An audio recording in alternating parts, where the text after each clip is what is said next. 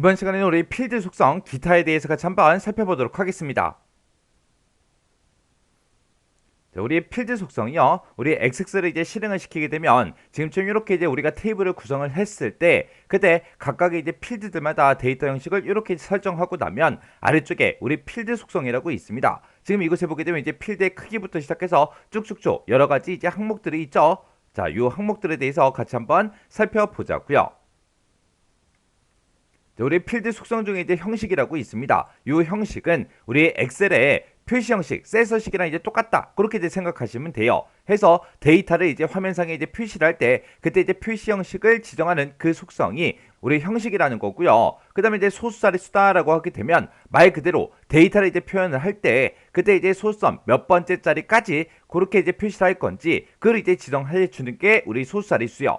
그리고 캡션이라는 것도 있습니다. 이 캡션이라는 거는 우리가 실제로 이제 테이블을 열었을 때, 테이블을 이제 실행을 시켰을 때, 그때 이제 필드 이름 대신에 표시할 그 새로운 이름을 지정하는 그 속성이 우리 캡션이라는 이 속성입니다. 예를 들어서 내가 이제 필드를 만들 때는 내가 이름이라는 그 제목으로 내가 만약에 필드를 이제 하나 만들었어요. 근데 이게 이제 화면상에 이제 표시가 될 때는 이게 만약에 성명으로 이제 필드명이 표시가 되게 그렇게 이제 하고 싶다. 그랬을 때 우리가 요 캡션을 이제 설정해 주는 겁니다. 그렇게 실제 필드의 이름은 이름이지만 우리가 테이블을 이제 실행을 시켰을 때는 성명이라는 그 제목으로 표시해 달라. 그렇게 이제 지정하는 속성이 우리 캡션이라는 이 속성이요. 그 다음에 기본값이라는 이 속성이요. 기본값은 말 그대로 기본적으로 입력할 그 값을 이제 지정해 주는 겁니다. 우리가 새로운 레코드가 이제 만들어질 때 그때 필드에 자동으로 입력되는 그 값을 지정하는 그 속성, 그걸 보고 우리가 이제 기본값이라고 그렇게 이제 불러요. 그 다음에 이제 필수라는 이 속성이요. 이 필수라는 이 속성은 필드에다가 이제 값을 이제 입력할 때 반드시 이제 입력돼야 되는지 반드시 이제 입력이 안 돼도 되는지 그런 여부를 이제 지정하는 그 속성을 보고 얘기하는 거예요. 우리가 예를 들어서 특정 홈페이지에 우리가 이제 회원가입을 하더라도 회원가입할 때 써야 되는 그런 항목들이 되게 여러 개가 있죠. 근데 그 여러 개 항목들을 전부 다 이제 무조건 우리가 싹 다 이제 입력을 해야 되는 게 아니잖아요. 우리가 필수 이제 항목이 있고 필수 항목이 아닌 것도 있죠. 그렇게 이제 필수 항목으로 할 건지 안 할 건지 그거 이제 지정해 주는 게 우리 필수 속성이고요. 그 다음에 이제 빈 문자열 허용이요. 이 빈 문자열 허용은 말 그대로 비어 있는 그런 문자를 이 필드에다가 해당 필드에다가 입력이 되게 할 거냐 말 거냐 그걸 이제 지정하는 게 우리 빈 문자열 허용이에요.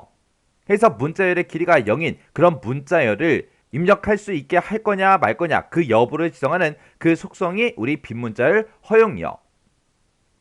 그 다음에 이제 유효성 검사 규칙이라고 있습니다. 이 유효성 검사 규칙이라는 거는 우리가 필드에다가 이제 입력을 할 때 그때 이제 데이터 종류가 됐든 데이터의 범위 그런 것들을 지정해서 입력 데이터를 이제 제한할 때 그때 이제 사용하는 그 속성이 우리 유효성 검사 규칙이요.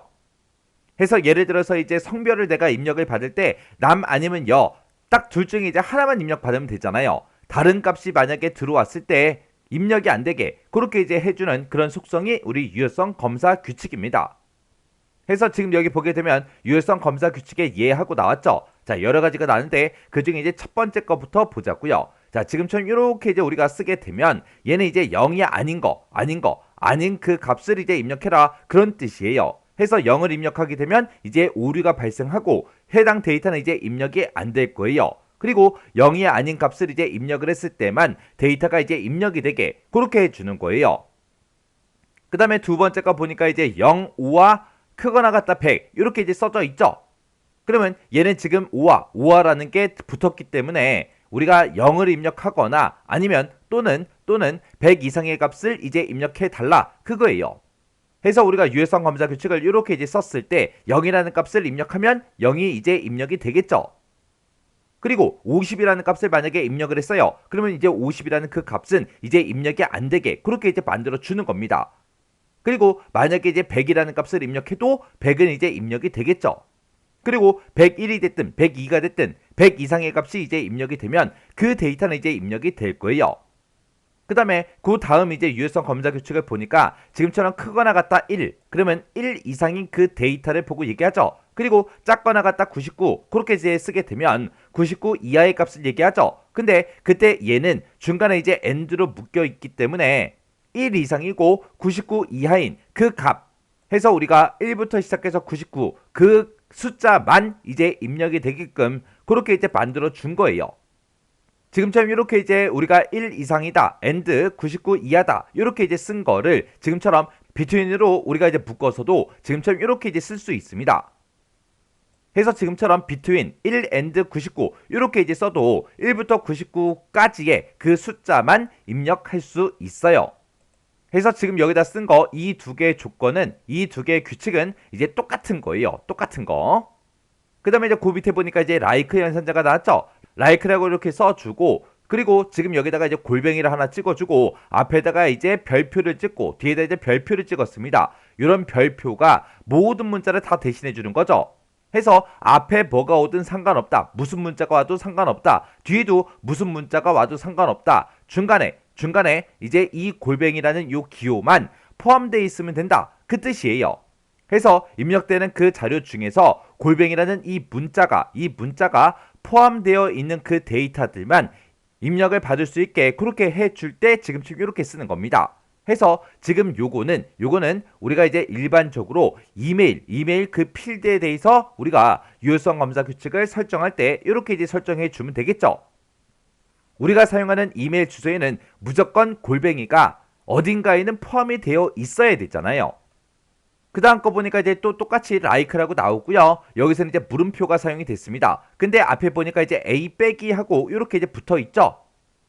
해서 반드시 a 빼기로 시작하는 그 데이터를 이제 입력을 해라. 그때 지금 보니까 여기 물음표가 이렇게 이제 세 개가 사용이 됐어요. 그러면 요 물음표는 한 글자를 대신해 주는 거죠. 해서 A 빼기로 시작하는 그런 데이터를 이제 입력을 받는데 그때 전체 글자 수는 몇 글자인 거? 5글자, 5개의 문자를 입력을 해라. 그게 이제 지금처럼 이렇게 이제 유효성 검사 규칙을 써 놓은 겁니다. 그 다음에 마지막 거 보니까 이제 in이라고 해서 상중하하고 이렇게 이제 in으로 상중하를 묶어놨죠. 그러면 상중하 이 세 개 값 중에서 하나를 이제 입력을 할 수 있게 그렇게 이제 만들어 놓은 거예요.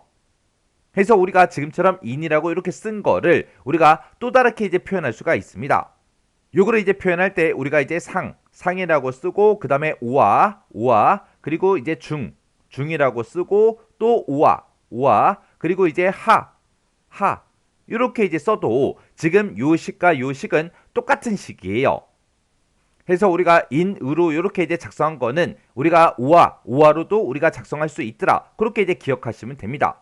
그리고 and로 작성한 거랑 이렇게 이제 between으로 작성한 거랑 요거는 이제 똑같다라고 제가 아까 얘기했었죠.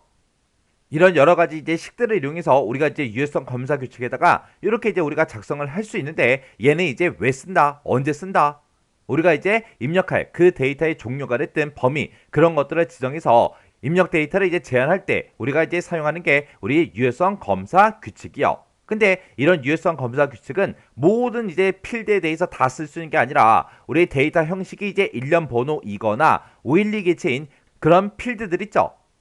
이런 걸로 이제 데이터 형식이 설정된 그런 필드에는 우리가 사용할 수가 없습니다.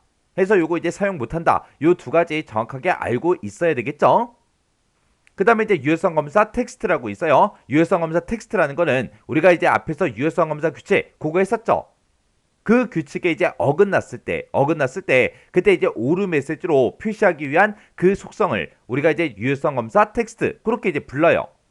그래서 우리 유효성 검사 규칙에 어긋났을 때 어떤 메시지가 오류 메시지로 나타나게 할 건지 그걸 이제 쓰는 곳이고요. 그 다음에 이제 IMNI 모드요. IMNI 모드라는 거는 우리가 이제 데이터를 이제 입력을 할 때 한글이 됐든 영수자가 됐든 이런 입력 상태를 지정하는 그런 속성이요. 해서 예를 들어서 지금처럼 이렇게 이제 두 개의 필드가 있다라고 그렇게 이제 가정을 해보자고요. 그때 이제 내가 데이터를 입력하는데 그때 여기서는 제가 만약에 한글을 이제 입력했다고 가정을 해보자고요. 이렇게 이제 한글을 입력해 놓고 그 옆에 필드로 넘어가면 당연히 글씨를 쓰면 한글이 나오겠죠. 왜? 내가 앞에서 이제 한글을 썼었으니까 우리 키보드 상태가 한글로 돼 있을 거라고요. 근데 나는 그 뒤로 이제 넘어갔을 때 영어가 나왔으면 좋겠어요. 그러면 우리가 당연히 한영키를 눌러서 키보드의 상태를 이제 0으로 바꿔줘야 되겠죠.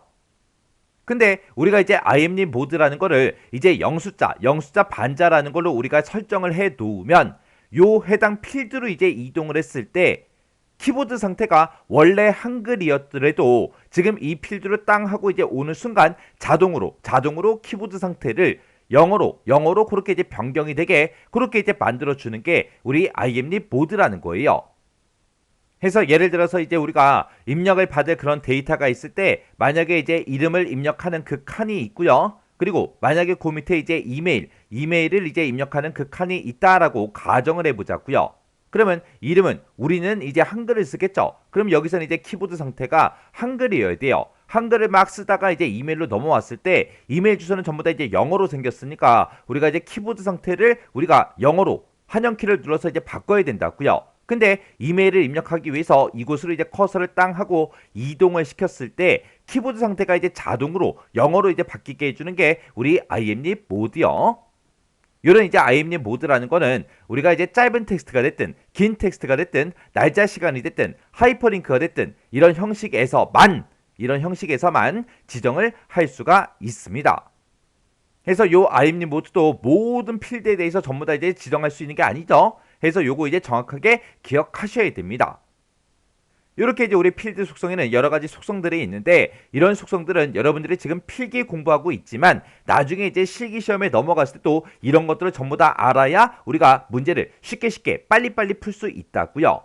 어차피 이런 내용들은 전부 다 이제 우리 실기 시험에도 나오는 내용이기 때문에 필기 공부할 때 정확하게 정리해 놓으면 나중에 실기 공부할 때 좀 더 편하게 공부할 수 있겠죠.